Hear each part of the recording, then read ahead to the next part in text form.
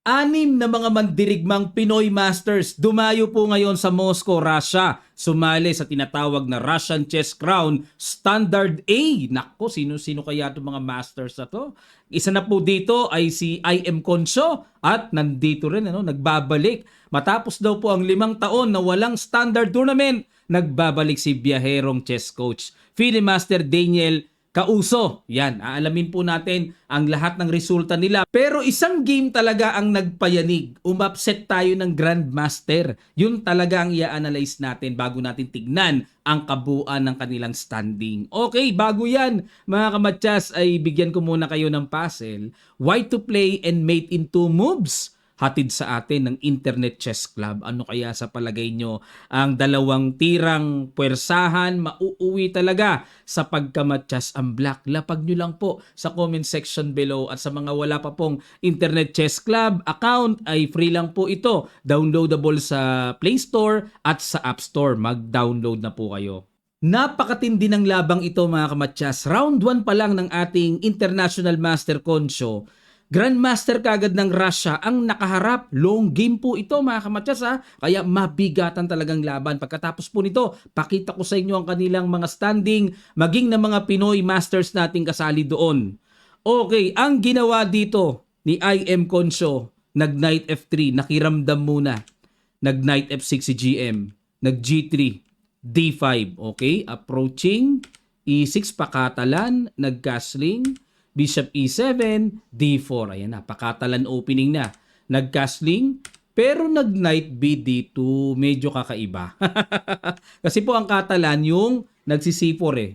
Yan ang natural eh, C4.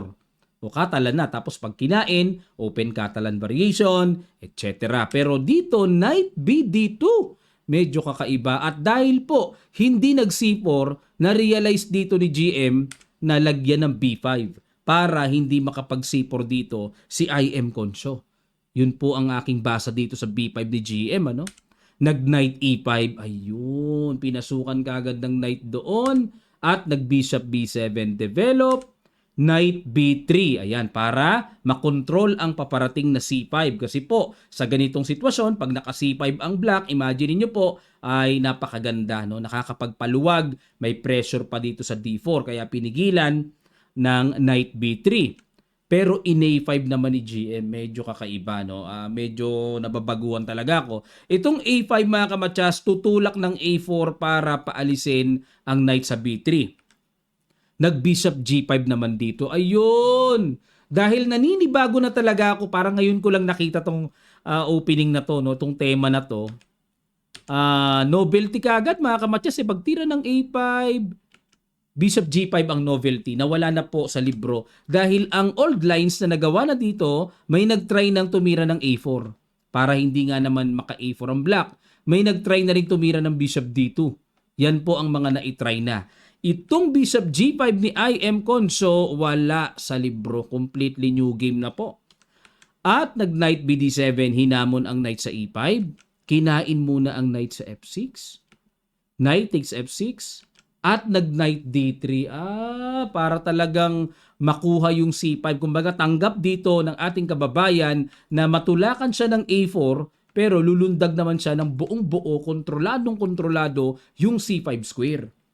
At inabangan dito ni GM, talagang ayaw niyang patungtungin ng solid talaga sa C5 square. Nag-Queen D2 na. Okay, pag simpleng Queen D2, may threat sa pawn A5 kakainin, Bini4 lang. O kasi, teka muna, paano kung tulakan po ng A4? Saan pupunta? Ano ang pinakamagandang gagawin? Magna Knight A5. Kala ko sa C5, sa A5 pupunta. Ayun, ipang i-exchange dito sa Bishop. Kasi nga naman, kung aatras, sa C6 naman pupunta, makukuha pa rin ng Bishop. Okay, so may ganun po. Kaya dito pala, napilitan si GM na mag B4 para ipangharang at wag makuha ang pawn niya sa A5 ng buong buo. Nag A3, binasag talaga. Pero sinabayan siya ng A4. Knight BC5, ayun, pumasok na po. Knight takes C5, Knight takes C5, Bishop takes C5, D takes C5, at kinain Rook takes A3. Ayan, at kaya po Rook ang pinang-capture para yung Tore ay malayang maka-Rook FA1 battery at makuntirya ang weak A4 pawn. Nag-queen E7. So threat muna sa pawn C5. Sinabayan na. Queen takes, rook takes, takes, at nag-bishop C6 tineret muna. Nag-rook A3 tiyaga munang atras. Ni rook B8 threat muna sa pawn B2. At nag-queen C3. Ayun po, hinamon ng queen to queen. Nag-queen B6. Kasi kung kakainin to, iniisip ko, kain-kain. Kala ko may bitin dito. Yung pala, pagkakain-kain, yung tore nakatutok pa dun sa bishop. Kaya hindi po basta-basta pwedeng makipag-exchange lang si GM. At nag-B3. Okay, tulak lang. Siyempre po, pinagpatong, kakainin kasi yung pawn. Nilagyan lang ng depensa para wag bumagsak. Nag-bishop B5, threat sa pawn E2. Nag-E3 lang muna. At nag-H6, ayun, medyo tamang duda dito. Si GM na baka mamaya magkaroon ng ratratang atake sa ilalim, walang pasingaw. So nag-extra pasingaw, extra square muna ang Black King. At nag-Queen A1, ayun, makikipagpalit-palitan na talaga dito si IM. At nag-King H7, Rook A8, talagang pinuwersa na. Kinain, at nag-Bishop E2. So ito po ay isa't isang laban pa rin, ano? Equal na equal, kung tutuusin, equal talaga. Equal number of pawns. Okay, wala pang ganap. Nag-Queen A2. Bakit nag-Queen A2? Ito plano. Magsi-C4. Tipong may kain doon, may magkakaroon ng atake sa bishop. At nag-D4. Okay, binasag na kagad ni GM ang gitna.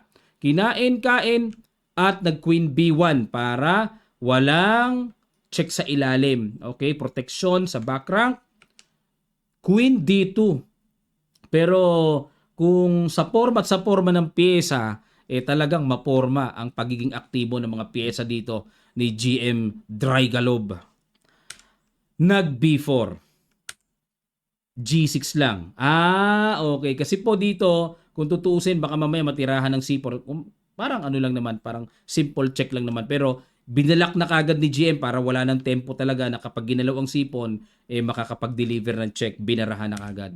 Nag-B5, gusto dito ni Concho, i-exchange sa B6. Nag-Queen C3. Bishop F1, hinamon na ng bishop to bishop. Umayaw dito si GM. Ayaw niya ng tabla, no? Kasi kung tabla, medyo masakit. 2359, 2571. No, mahigit 200 points ang lamang, masakit. Pag natabla, minus rating. Ayun. At nag-bishop D3, bishop F3, okay, control. Queen C1, ang idea po, pupunta doon sa F4, manggugulo, nag-bishop D5 muna, Queen D1, abang-abang lang si IM Conso. Abang-abang lang sa ilalim, waiting lang. Nag-King G7, Bishop F1. Ito na nga po yung portion ng islog-islogan time. No? Talo inip.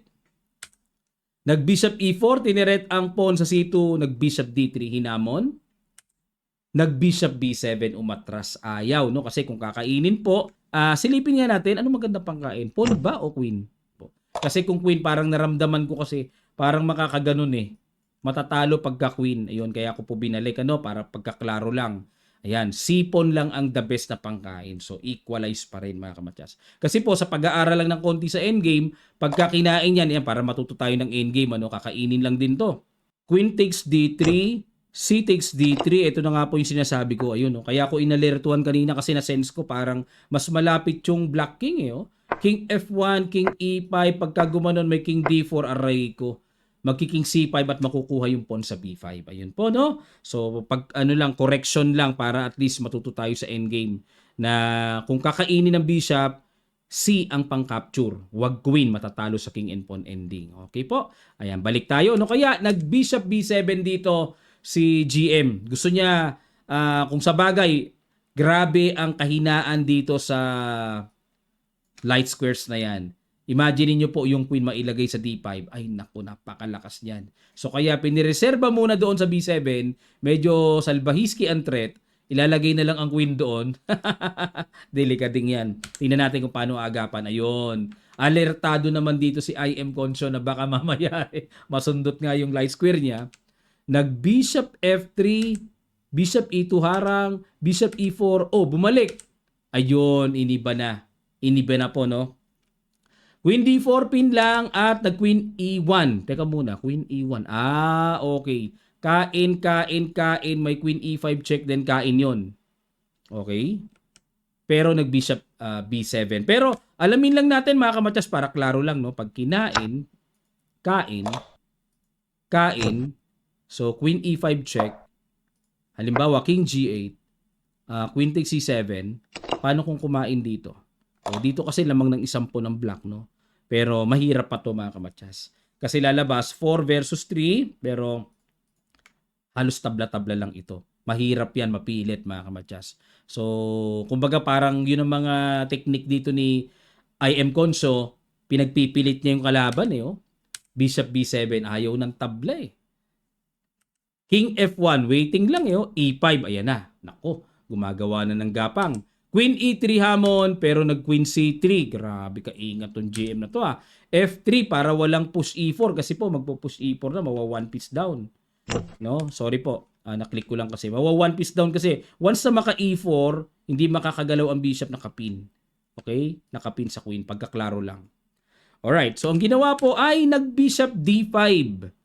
Bishop D5. King F2. F5. Grabe naman yung gapang nung tingnan natin kung magagapang. Bishop E2. Hinamo ng queen to queen. Pag kumain dito, may bawi doon. One piece down pa ang black. Nag-Queen B2, maintain lang, para maintain lang din ang depensa, in F4 na. Ramdam ko dito kay Russian GM, nagpipilit eh. Nako, todas kapag nagpilit ka. Nag-King F7 lang? Grabe naman yung King F7 na yon. Kinain ng pawn and nag-Queen takes C2. Paano yun? Kain din yun ah. Kinain nga. So lumalabas, lamang ng isang pawn ngayon si IM Conso. Nag-Queen C3, okay. Tineret ang pawn sa E5. Nag-Queen E3 lang. Bahala ka dyan. Queen E3. Gumanon. Queen H6 ulit. Queen C5 check. Queen E3. Gumanon. Yun, binago na ni IM Conso. Oo nga naman. Lamang na ng isang pawn si IM eh. Baka mamaya matabla, sayang. So B6. Kinain-kain. At nag-Bishop E6. So dito, klarong one pawn up dito ang ating kababayan. Nag-Queen D4. Okay. Queen A2, H4, at nag-Queen C2. Okay. Abang-abang lang. Queen A7 checking F8. Queen D4. King F7. Ayan. Ngayon, parang si GM na ang nagpaparamdam na, sige, tabla na tayo. Pero ano ka? Lamang na ng isang pawn si IM Conso. Magulang talaga mga GM eh, no? Payag tabla ko, mo one pawn down eh. Yon. Kung mapapansin nyo, si IM Conso naman ang mag-iiba-iba ng tira. Okay? Ayan. Queen C7, tineret ang pawn sa E5 at nag-Queen F4, depensa muna.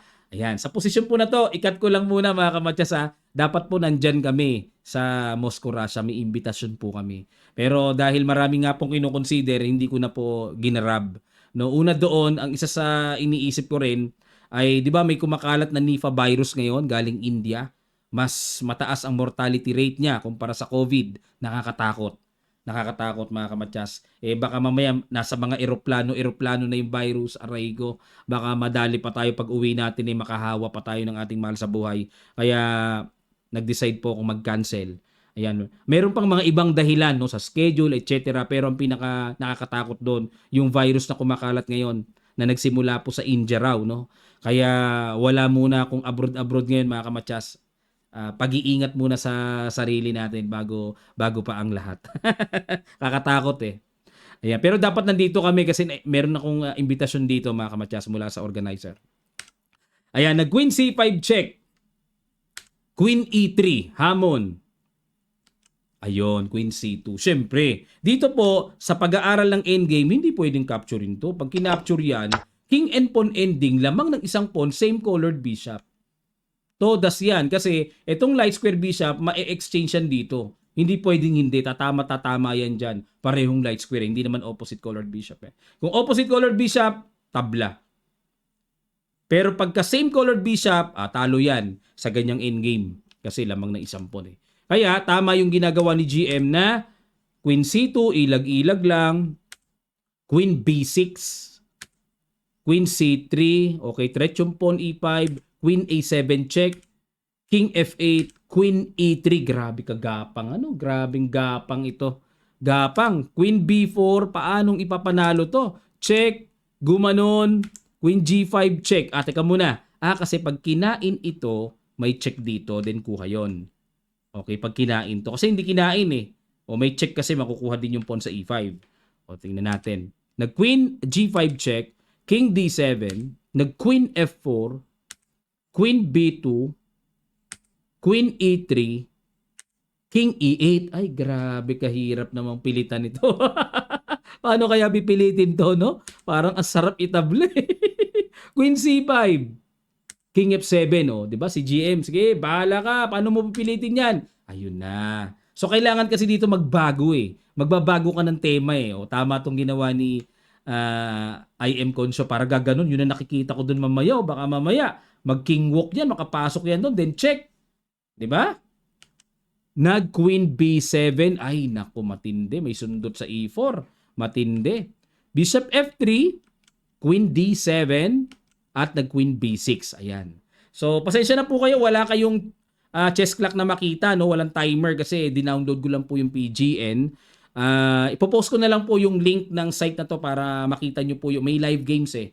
Ipopost ko po yung site kasi wala sa chess.com. Wala rin sa Lichess eh. Kaya chines-base ko na lang po. Pero definitely, long game po ang kanilang time control. Long game at mahabaan talaga ang oras nila.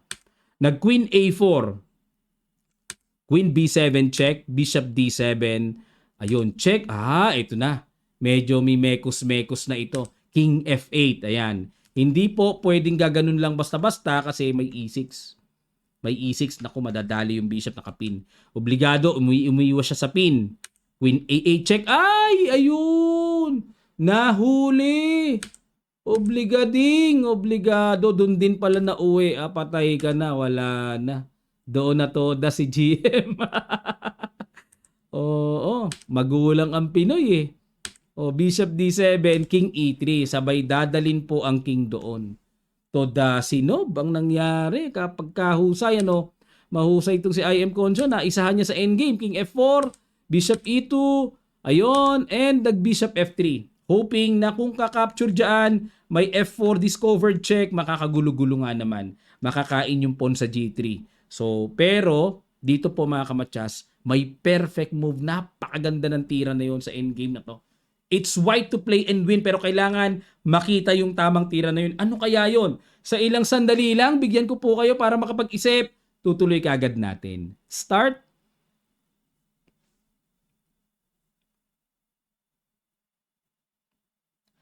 Maraming salamat po mga kamatsas. Grabing perfect na tira to. Boom! Bishop G8. Ang ganda.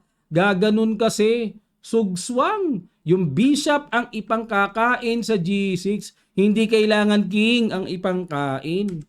Nag-king F8. Gumanon. Ginanon na lang. Hindi kain na naman. Di 2 pawns up na.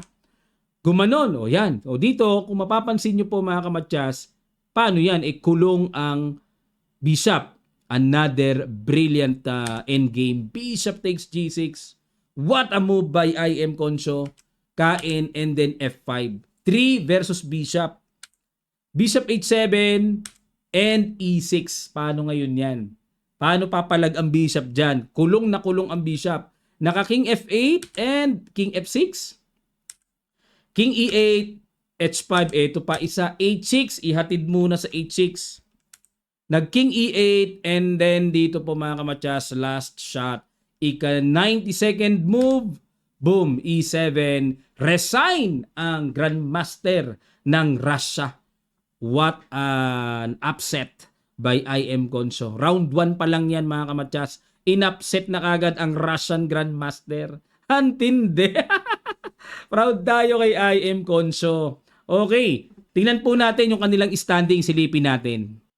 Actually po makikita sa chess results, ito po type ko na lang po, ilagay ko na lang sa description yung link para masubaybayan nyo ito. Actually, ang daming sumaling GMs dito sa starting rank ko, ayan Pero madaling makita yung Pinoy kasi ayan nandito si IM Consyo, yung flag lang IM Bacoho Mark J, yung bago nating IM, si FIDE Master Nuri Alikay nandito, Si FIDE Master Kauso Daniel. O, ayan po. Oh. Sino pa ba sumali dito? Si Narzabal Jomel ACM or Arena Candidate Master. Ayan, sabi 6 daw po sumali, baka nasa ibang category no kasi ito po ay standard A eh. Okay. So, grabe, tingnan po natin ano. Ito na po yung standing round 4 pairing pala. Sige, round 4 pairing. Silipin po natin. Round 4 pairing. Ayun no, si IM Mark J. Bacojo nasa board number 5. Wow, board number 5. Ayun no. Kita, ay hindi pala kita yung flag dito. Habaan ko lang po mga kamatsas para mas madali nyo ma-identify. Sana po makita nyo, no? Pasensya na po, medyo maliit ang text. Ayan, dagdagan ko lang ng flag para at least makita po ninyo. Ayan, isod ko lang. Okay, ayan, para madaling makita, no? So, highest pointers pala na Pinoy ay si IM Bacojo na. Si IM Conso, board number 14. Ayan. Pero teka muna mga kamatya, sino ba mga pinagpipisak dito ni IM Bacojo? Mga pinagpipisak niya. Nanalo siya kay, okay. Tabla kay GM, first round, Savchenko Boris. At Anna Berdiev. Nanalo siya. Ayun, galing. Tumalo na rin pala siya ng GM. Yan, no? Tapos ang kalaban niya ngayong round number 4, si GM Sidupov Zamsaran. Ayan, yung naka-line up ko po nung nakaraan sa Russia. Lumaro din yan. Yan, okay. May tumalo na ba kay IM Conso? Kasi round 1 lang ina-analyze natin kanina eh. Okay. Grabe, puro GMs ang kalaban ni IM Conso. Atabayev, GM Savchenko. Naku, baka mag-GM norm siya dito. Ngayon, round number 4. GM na naman kalaban niya. Rozum Ivan. Anlupites. Grabe. Narzabal, grabe Arena Candidate Master pero medyo mataas tabla lang, 2 talo. Okay. Si FIDE Master Daniel Kauso, si Biyaherong chess coach. Hanapin natin. Biyaherong chess coach Nuri Alikay. Ayun. 1.5 ang points dito. Okay, silipin po natin yung kanyang performance. Kasi after 5 years daw po ngayon lang daw uli siya naglaro ayon sa parang pagkakabasa ko sa post niya. Kasi mahirap talagang maglaro, no? After 5 years, mahirap talagang maglaro nang magbabalik ka nang wala kang laro ng standard. First round niya, Russian. Ayun, no? Grabe, na-upset pala siya sa first round ni Belov Alexei. 21-19 lang ang rating pero malakas yan. Sigurado, Russian yan eh. Tapos nanalo siya, okay, non-titled player ulit. 1901 ang rating. Taga Moscow, nanalo siya. Tapos, round 3 niya, Woman FIDE Master, taga Russia ulit. 21-19 ba? Pareho nung first round niya, tabla. Ayun, tabla. Itong round number 4 niya, kalaban niya ay non-titled player, 2017, Kondakov. Ayan, medyo hirap pa siya, no? Taga Moscow uli kalaban. Ganun po yun mga kamatyas iba kasi yung rapid sa long game. So, ayon sa post niya, parang 5 years na yata siya. After 5 years, saka pa lang siya nagbalik. Medyo mahirap nga makabalik pagka ganun. Ayan, actually, ito mga nakalaro niya, 3 non-masters pero puro Russian eh. Malakas yan. Malakas po yan. Russian yan, ibang usapan yan eh. Ang kagandahan po dito sa torneyong ito, may mga PGN games Ayan halimbawa pag kinilik nyo to, makikita nyo kaagad yung games eh.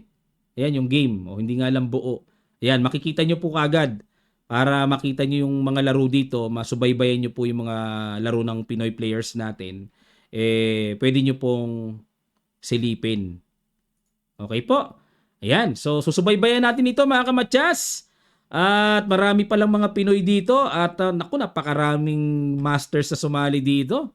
Ayun, ang hinayang din ako sa isang banda mga kamatyas pero wala may kinukonsider tayo. Takot akong bumiyahe ngayon sa abroad kasi baka mamaya kasi nga baka pumutok na yung pandemic Potential ngang mag-pandemic uli dito sa Pilipinas. Pag nakapasok yung Nipah virus na yan, aray ko, pandemic uli tayo.